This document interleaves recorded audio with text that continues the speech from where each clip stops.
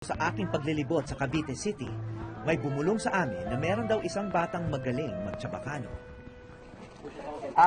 Platika na Tagalog? Sí. Okay. Chabacano, Tagalog, pwede. Pwede. Okay. At kung sa tu nombre? Roy Christian Enriquez po. Ano ulit ang Roy first name? Christian Enriquez. Christian. Roy Chris. Roy Christian. Okay. Ilan taong ka na? 9 po. 9. Okay. Paano ka natuto magtsabakano? Dito po sa lola ko po. Aki ko may aguela. Okay. So, yung mga kaibigan mo marunong din? Un poco lang po. Un poco. Sa school, ginagamit mo ba yung tsabakano? No po. Saan mo ginagamit ang tsabakano? Aki na casa. Ngayon, itong amigas, gustong marinig yung iyong, kaya ba? Sige, malakas. En ciudad donde yo ya nací, muchos hijos que ya morí, demasiado pudí y lo supliqué así.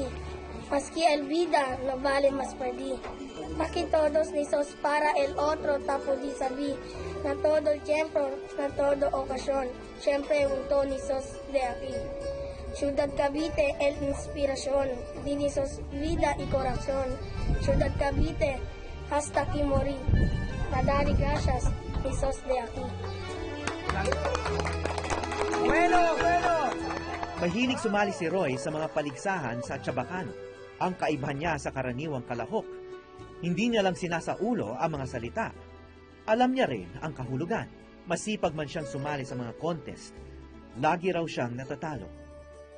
Di ba nga meron po tayong kasabihan, try and try.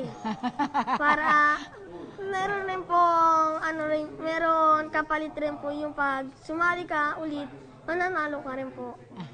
Ganun. Tiwala ka naman. Opo. Tiwala po sa sarili ko.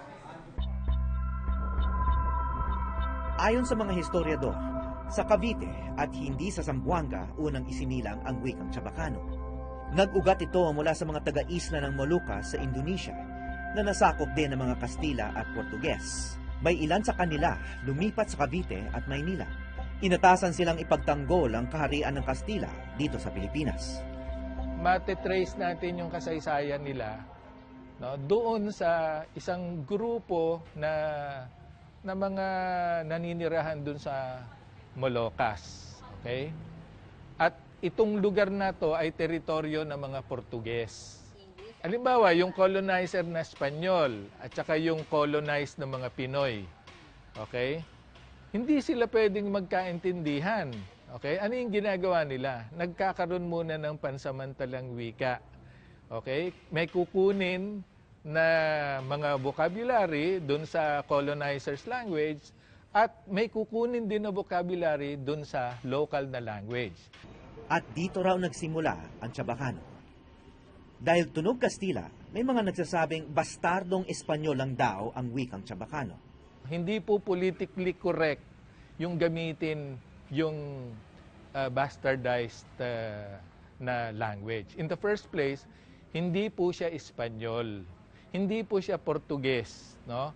Yung mga Spanish-based Creoles na matatagpuan sa Pilipinas ay kabilang po sa 170 wika na meron tayo sa buong Pilipinas. At ipinagmamalaki po natin yan.